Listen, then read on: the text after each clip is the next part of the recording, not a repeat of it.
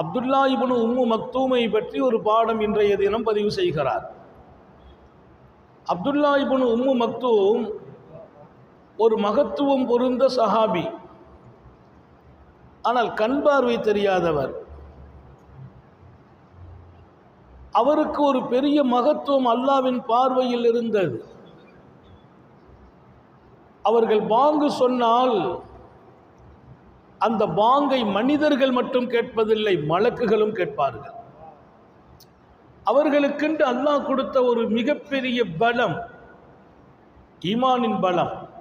அல்லாஹ் நம்ம எல்லாருக்கும் நசீபாக்குவானாக. ஒரு தடவை அவர்கள் வந்து கேட்கிறார்கள், யா ரசூலல்லாஹ், பார்வை தெரியவில்லை, பாங்கு சப்தம் கேட்ட பின்னால் பள்ளிவாசலுக்கு போவதிலே தொண்டம் இரவு நேரங்களில் பாதைகளில் தடுமாற்றங்கள்.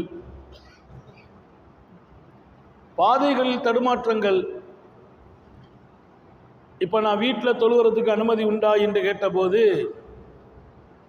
பரவாயில்லைன்னு சொல்லிட்டாங்க. அவர் திரும்பினார். அல் சமீத்தல் அதான் கேட்டாங்க, வாங்க சொல்றது காதில் விழுந்துச்சான்னு கேட்குறாங்க. ஆமாம், அப்போம்னா பள்ளிக்கு வந்துருங்களேன்னா. சிரமம் கொடுப்பதில்லை. பிரயாணங்களில் இருக்கிறோம், பிரயாண சூழல் வேறு. வெளியூர்களிலே இருக்கிறோம், அந்த சூழல் வேறு. அங்கு நமக்கு எந்த இடத்தில் தொழுகை வாய்ப்பாக அமையுமோ அதை நிறைவேற்றலாம். ஊரிலேயே இருந்து கொண்டு பஜாரில் இருக்கிறோம், கடை வீதியில் இருக்கிறோம், பக்கத்திலே பள்ளிகள் இருக்கிறது, பாங்கோசை கேட்கிறது, நான் கடையிலே தொழுகிறேன் என்றால், வீட்டிலே தொழுகிறேன் என்றால் அது எந்த வகையிலும் ஒரு உயர்வான தொழுகையாக இருக்க முடியாது. இல்லை நாங்கள் 4 பேர் சேர்ந்து எங்கள் கடையில் ஜமாத்து நடத்திக்கிட்டோம் என்றாலும் அந்த ஜமாத்து சிறப்புக்குரிய ஜமாத்தும் அல்ல. இது நீங்கள் தினமும் அல்லவா செய்வீர்கள்? நீங்கள் அந்த ஊர்வாசி, உங்கள் அருகாமையில் மஸ்ஜித், நீங்கள் உங்களுடைய வீட்டிலே நாங்கள் ஜமாத்தை நடத்துகிறோம், கடையிலே ஜமாத்து நடத்துகிறோம், ஆபீஸிலே ஜமாத்து நடத்துகிறோம் என்கிற அந்த அனுமதியை ரசூலை கரீம் ஸல்லல்லாஹு அலைஹி வஸல்லம் இங்கே வேண்டாம் என்கிறார்கள். வாங்கு சப்தம் கேட்டுச்சாங்கிறாங்க. ஆமாம், அப்போ பள்ளிக்கு வந்து விடுங்களேன் என்கிறார்கள். கண் பார்வை தெரியவில்லை என்கிறார்கள், பார்வையிலே எனக்கு தடுமாற்றம் என்கிறார்கள், பாதையிலே தடுமாற்றம் என்கிறார்கள். அல்லாமா இப்னு உம்மு மக்தூம் ரலியல்லாஹு அன்ஹு உத்தம நபி ஸல்லல்லாஹு அலைஹி வஸல்லம் அப்படி இருந்தோம், வாங்கு சத்தம் கேட்டுட்டா வர்றதா ஹைரு என்றார்கள். அப்படியானால் எத்தனை பெரிய ஒரு வாழ்க்கை திட்டத்தை தருகிறார்கள். இன்றைக்கு வாய்ப்புகள் எல்லாமே இருந்து பள்ளிவாசலுக்கு வரக்கூடியவர்கள் குறைவதும் வருத்தத்திற்குரிய ஒரு விஷயம். வீட்டை விட பள்ளியே சிறப்புக்குரியது, நம்முடைய நிறுவனங்களை விட பள்ளிவாசல் சிறப்புக்குரியது. என்றோ ஒரு நாள் தொழுவது அது பெரிய விஷயம் அல்ல. அதை நிரந்தரமாக ஆக்கிக் கொள்கிற நிலைகளை மாற்ற வேண்டும். அப்துல்லா இப்னு உம்மு மக்தூம் ரலியல்லாஹு அன்ஹு அவர்களை பற்றி பல்வேறு தகவலுக்கிடையே இன்றைக்கு இன்னொரு செய்தியை பதிவு செய்கிறார்கள். சய்யிதுனா ரசூலுல்லாஹி ஸல்லல்லாஹு அலைஹி வஸல்லம் திருக்குர்ஆனிலே ஒரு வசனத்தை அல்லாஹ் இறக்குகிறான்.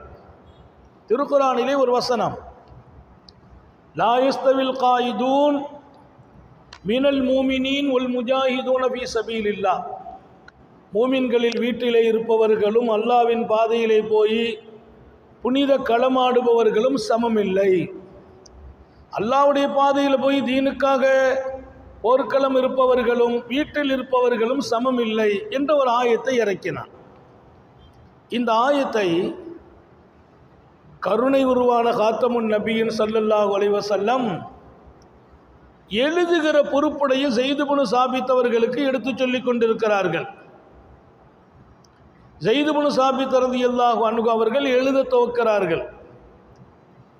நபி பெருமானார் ஸல்லல்லாஹு அலைஹி வஸல்லம் வசனங்கள் இறங்கிய போது ஸைத் இப்னு சாபித்துக்கு சொல்ல அவர்கள் தான் எழுதுவார்கள். என்ன தவம் செய்தார்களோ அல்லாஹ்வின் வஹீயை எழுதுகிற பாக்கியம் கிடைத்தது. இன்றைக்கு ஓதப்பட்ட ஹதீஸுகளில் பெண்கள் பகுதி நிறைய இருக்கிறது. பெண்மணிகளின் மேன்மை குறித்து ரசூல் ஸல்லல்லாஹு அலைஹி வஸல்லம் நிறைய பேசுகிறாங்க. ஆனால் நம்முடைய சூழல் நம்ம பெண்கள்கிட்ட கொண்டு போய் நிறைய விஷயங்களை சேர்க்கவும் முடிவதில்லை. அவர்கள் வருவதும் நிறைய நேரங்களில் கம்மியாகிறது.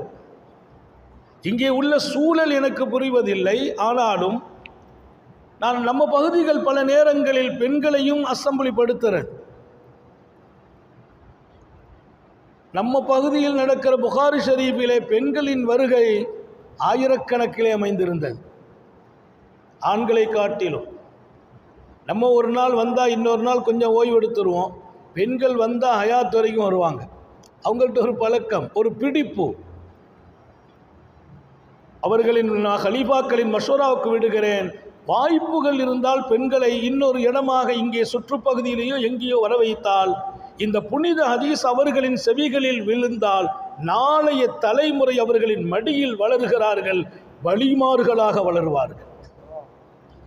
பெண்கள் இதயத்தில் கொண்டு சேர்க்க வேண்டிய நிறைய கடப்பாடு நமக்கு இருக்கிறது. இங்கே அதிகமான மஜ்லிஸுகளில் அவர்களை கொண்டு இணைக்கிற வாய்ப்புகள் குறைவு. அதற்கான காரணம் எனக்கு விளங்கவில்லை. பெரும்பாலும் நம்முடைய பகுதிகளில் அவங்கள எல்லா இடத்திலையும் ஒரு இடத்துல அவங்களுக்குண்டு பெண்களுக்கு தனி இடம் என்றே ஒரு அறிவிப்பையும் நோட்டீஸ்களிலே வெளியிடுற பழக்கம் இருக்கிறது. இன்றைக்கு வாசிக்கப்பட்ட ஹதீஸின் பெரும்பகுதி இப்போது நான் வாசித்ததிலிருந்து நம்முடைய சர்க்கார் வாசித்தது வரையிலும் பெண்கள் பகுதியாகவே பல செய்திகள் இடம்பெறுகிறது. சய்யிதனா ரசூலுல்லாஹி ஸல்லல்லாஹு அலைஹி வஸல்லம் பெண்களுக்கு ஒரு தனி முக்கியத்துவம். உமர் இப்னுல் கத்தாப் ரலியல்லாஹு அன்ஹு அவர்களுக்கு மிக அழகான பெண்கள் அணிகிற அந்த புர்கா வந்திருக்கிறது, ஹிஜாப், அதை பங்கீடு செய்கிறார்கள். அதில் ஒன்று மிச்சம், அது குவாலிட்டியானதாக இருக்கிறது. மிச்சப்பட்டதும் தரமானது. அப்போ அதை என்ன பண்ணா, வந்தவன் எல்லாத்துக்கும் கொடுத்தாச்சு. வந்த எல்லாருக்கும் ஒரு ஹிஜாபை கொடுத்துட்டோம். பெண்கள் அணியும் ஆடை, மேலாடை கொடுத்தாச்சு. அந்த ஒன்று மிச்சம் யாருக்கு கொடுப்பது? சய்யிதுனா உமர் இப்னுல் கத்தாப் ரலியல்லாஹு அன்ஹு அவர்கள் முடிவெடுப்பதற்கு முந்தி கூடியிருந்த சஹாபிகள் இதை அன்னை உம்மு குல்சூமுக்கு கொடுத்துருவோமேங்கிறாங்க. யார் உம்மு குல்சூம்? சய்யிதுனா அலி ரலியல்லாஹு அன்ஹு அவர்களின் மகள். ரசூலை கரீம் ஸல்லல்லாஹு அலைஹி வஸல்லம் அவர்களின் பேத்தி. இங்கே இப்போது உம்மு குல்சூம் உமர் இப்னுல் கத்தாபின் மனைவியாக இருக்கிறார்கள். சய்யிதுனா உமர் ரலியல்லாஹு அன்ஹு அந்த அம்மாவை நிக்கா செய்திருக்கிறாங்க. அதனால எல்லாரும் சொன்னாங்க, மிச்சம் இருக்கிறத உம்மு குல்சூமுக்கு கொடுப்போம், அவங்க தகுதி தானேன்னாங்க. எல்லாரும் சேர்ந்து சொல்லும்போது அல்ஹம்துலில்லாஹ், ஓகே, என் மனைவிக்கு தானே கொடுத்துடலாம் அப்படின்னு அவங்க ஒரு முடிவுக்கு வரலாம். பொதுவாக மனைவியர்கள்ட்ட ஒரு பழக்கம் இருக்குது, ஏதாவது அவங்களுக்கு அவ்வப்போது நம்ம சில அன்பளிப்புகளை கொடுத்தா கொஞ்சம் திருப்தி அடைஞ்சிக்கிட்டே இருப்பாங்க.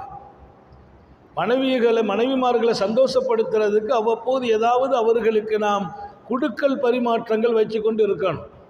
அல்லாஹ் நமக்கு தௌஃபீக் செய்வானாக. எங்கேயாவது வெளியில் போயிட்டோம்னா வெறுங்கையோடு வரக்கூடாது. ஏதாவது கொண்டு போய் அவங்களுக்கு கொடுத்துட்டா மகிழ்ச்சி அடைவாங்க. நிறைய பேர் வெறுங்கையோடு வந்து வீட்டில் பிரச்சனையும் சண்டையுமாக போகும். கொண்டு கொடுக்கிற ஒரு பழக்கம். தஹாத்து தஹாப்புன்னு நாங்கள் ஸல்லல்லாஹு அலைஹி வஸல்லம் அன்பளிப்புகளை கொடுங்கள், அன்பு கூடும் என்றார்கள். நம்ம உம்மாவை போய் பார்க்க போகிறோம், ஒரு சின்ன அன்பளிப்போடு போனால் உம்மாவுக்கும் நமக்குள்ள அன்பு கூடும். நம்ம நானா இன்னொரு இடத்துல இருக்கிறார், அவரை போய் சந்திக்க போகிறோம், ஒரு அன்பளிப்போடு போங்க, அன்பு அதிகமாகும். அன்பளிப்புங்கிறது நீங்கள் 1 லட்சம் ரூபாய்க்கோ 10,000 ரூபாய்க்கோ கொண்டு போக வேண்டியதில்லை. ஒரு சின்ன அத்தரை கொடுத்தால் கூட, அவர் விரும்புகிற ஏதாவது ஒரு ட்ரெஸ்ஸை கொடுத்தால் கூட, அந்த அன்புக்கான அதிகப்படுத்துகிற அடையாளம் என்று அகிலத்தின் சர்க்கார் முஹம்மது ரசூலுல்லாஹி ஸல்லல்லாஹு அலைஹி வஸல்லம் சொல்லுவாங்க. இப்போ சய்யிதுனா உமர் இப்னுல் கத்தாப் ரலியல்லாஹு அன்ஹு இந்த போர்வையை உங்கள் மனைவிக்கு கொடுங்கள் என்று சொன்னபோது அனுமதிச்சிருக்கலாம், ஓகேன்னு இருக்கலாம். அவங்க சொன்னாங்கன்னா, இல்லை, உம்மு சுலைமா, அது ஹஸரத் என்னுடைய மனைவி உம்மு குல்சூமை விட இதுக்கு தகுதி மதீனாவில் இன்னொரு பெண் இருக்கிறாங்கன்னாங்களாம். மதீனாவில் இன்னொரு பெண், அது யாரு? தகுதியுடைய எல்லாரையும் கூப்பிட்டு கையில் கொடுத்தாச்சு, மிச்சமாக இருக்கிறது. வேறு யார் இதற்கு தகுதி என்று எல்லோரும் யோசிக்க, அதுவும் அங்கே இருக்கிறார்கள், போய் கூப்பிட்டு வாங்க அல்லது கொண்டு கொடுத்துருங்க. யார்? அன்னை உம்மு சலீத்துன்னாங்க. அன்னை உம்மு சலீத்துக்கு இந்த ஹிஜாபை கொடுங்க, நான் இப்போது என் கண் முன்னால் காணுகிறேன். உஹது களம் நாங்கள் ஆடிய போது ஸல்லல்லாஹு அலைஹி வஸல்லம் அவர்கள் பல்வேறு சோதனைகள் அந்த யுத்தத்தில் சஹாபிகள் சந்தித்து கொஞ்சம் மனமுடைகிற நிலை. அப்போது காயப்பட்டு படுத்து கிடக்கிற சஹாபிகளை நோக்கி அந்த அம்மா வேக வேகமாக ஓடி போய் தண்ணீரை எடுத்து கொண்டு வந்து அவர்களின் வாய்களிலே கொடுப்பார்கள். காயப்பட்டு இருப்பவர்கள், உயிரோடு போராடி கொண்டிருந்தவர்கள், அவர்கள் வாய்களிலே தண்ணீரை கொடுத்து ஒவ்வொருவர்களின் வாயிலும் தண்ணீரை ஊற்றி தண்ணீர் தீர்ந்த போது மீண்டும் ஓடி போய், எதிரிகள் இருக்கிறார்களே என்ற பயம் எல்லாம் இல்லை, மீண்டும் தண்ணீரை எடுத்து தன்னுடைய புஜத்திலே வைத்து நிரப்பி கொண்டு வந்து கொடுத்து கொண்டிருந்த அந்த காட்சியை நான் பார்க்கிறேன். அந்த பெண்மணியை இன்றைக்கு நான் கௌரவிக்க கடமைப்பட்டிருக்கிறேன் என்கிறார்கள்.